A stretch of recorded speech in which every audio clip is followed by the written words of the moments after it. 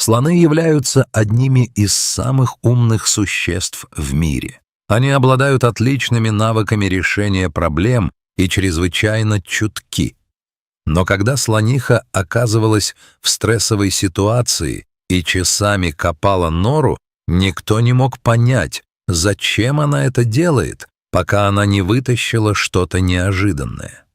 Как известно, слоны ничего не забывают, поэтому не забудьте поставить лайк под видео и бесплатно подписаться на канал.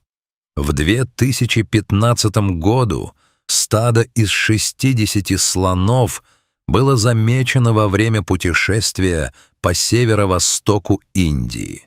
Стадо уже прошло несколько миль и выглядело уставшим.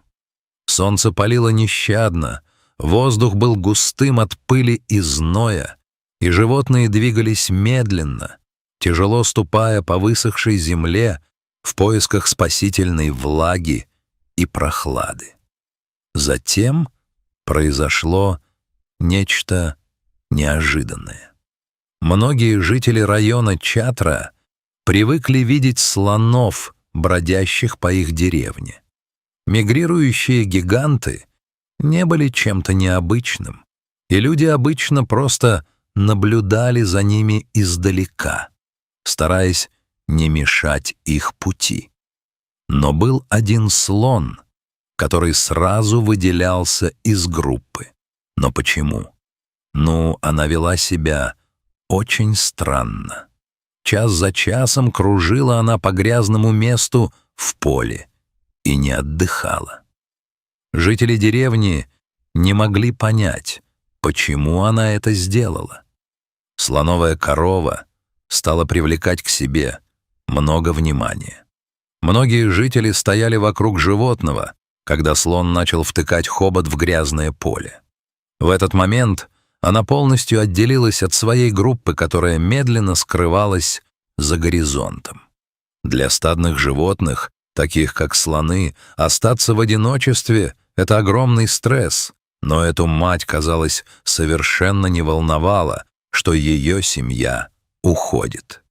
Жители деревни вскоре поняли, что слон копает что-то под землей.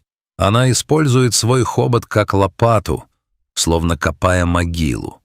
Каждый раз, когда она опускала хобот в вязкую жижу, раздавался тяжелый, надрывный вздох.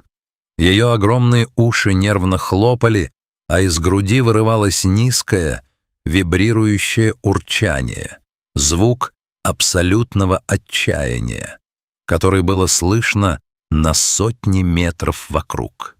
И не похоже, что она собиралась останавливаться в ближайшее время. Время от времени она отступала назад, очевидно, от истощения. Ее ноги дрожали, а серая кожа покрылась коркой засохшей грязи и пота. Бедная слониха копала землю целых 11 часов. Она копала так долго, что к тому времени большая часть стада ушла без нее, оставив ее один на один с этой бедой. От восхода до заката она копала и копала, отказываясь от еды и воды, ведомая лишь одним сильнейшим материнским инстинктом. Жители деревни беспокоились, что она может быть опасной. В состоянии паники дикое животное весом в несколько тонн может легко снести постройки или растоптать неосторожного зеваку. Люди перешептывались, старейшины советовали держаться подальше. Но по прошествии стольких часов даже самые осторожные поняли, что должны вмешаться. Крики, доносившиеся из-под земли, становились все слабее. Они начали действовать осторожно, на случай, если слон будет опасен. Подойдя поближе, они поняли, что происходит, и были потрясены. Наконец они поняли, почему слониха так долго копала яму. В яме, которую она вырыла, был ее маленький теленок. Казалось, что ее ребенок оступился, упал в глубокую рытвину, и его затянуло в грязь, как в зыбучие пески. Он застрял и не мог выбраться самостоятельно. К сожалению, слониха по незнанию только усугубила ситуацию. В своей панике и спешке она сгребала землю к краям ямы, и чем больше она копала, тем больше грязи осыпалось обратно вниз. Тем глубже ребенок погружался под землю. Жители деревни знали, что если они не вмешаются прямо сейчас, слоненок может вскоре задохнуться под тяжестью осыпающегося грунта и просто не выжить. Люди знали, что спасти теленка будет нелегко. Разъяренная и напуганная мать никого не подпускала к своему малышу, воспринимая любую попытку приблизиться как угрозу. Но они были полны решимости испробовать все мыслимое. Никто не хотел смотреть на то, как угасает жизнь этого крошечного существа. Поэтому они отошли на безопасное расстояние, проявили творческий подход и вместе придумали дерзкий план спасения. Сначала они подъехали вплотную к месту аварии на большом банановом грузовике. Мотор громко ревел, люди начали кричать и бросать связки бананов на землю, чтобы напугать животное-мать и убрать ее с места происшествия. Это был невероятно рискованный шаг. Слониха издала оглушительный трубный звук, замахала ушами, но инстинкт самосохранения заставил ее в страхе отступить на несколько десятков метров. Наконец, когда она оказалась на безопасном расстоянии, люди не потеряли ни секунды. 5 смельчаков с лопатами бросились к яме.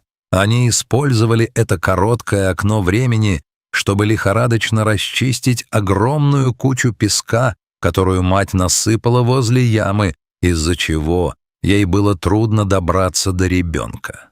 Грязь была тяжелой, как цемент, но адреналин придавал людям сил. Они срыли опасные края, сделав склон более пологим.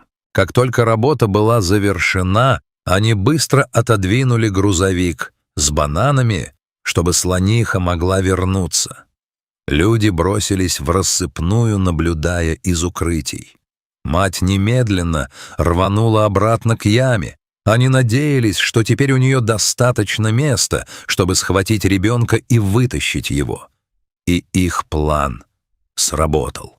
Наконец, после 11 изнурительных часов рытья ямы и борьбы с собственным бессилием, матери удалось дотянуться до самого дна. Теперь, когда земля не осыпалась, она обвила своим сильным хоботом тело теленка. Она действовала невероятно бережно, чтобы не повредить его хрупкие кости, и начала медленно вытаскивать его из грязевого плена. Раздался громкий чавкающий звук, когда грязь неохотно отпустила свою жертву. После нескольких попыток она, наконец, снова обрела ребенка рядом с собой. Теленок был полностью покрыт густой коричневой жижей. Он дрожал от слабости и шока, но был жив. Мать начала нежно ощупывать его хоботом, счищая грязь с его глаз и спины, тихо урча, словно успокаивая его. Все жители деревни были на 7-м небе от счастья. Раздались аплодисменты и радостные крики, когда слониха успешно вытащила своего детеныша. Люди, рисковавшие своими жизнями, вытирали пот со лба, чувствуя невероятную гордость. После всей их тяжелой работы теленок, наконец, воссоединился со своей матерью. Эта история доказала, что когда человек и природа работают вместе, могут случаться настоящие чудеса. Но жители заметили еще одну трогательную вещь. Прежде чем уйти, слониха обернулась в сторону людей, подняла хобот вверх и издала короткий, мягкий звук, словно говоря «спасибо».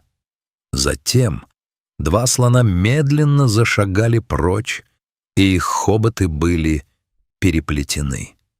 Как будто они держались за руки, поддерживая друг друга после пережитого кошмара. Они возвращались к своему стаду, надеясь снова найти членов своей семьи и друзей, чтобы продолжить свой долгий путь.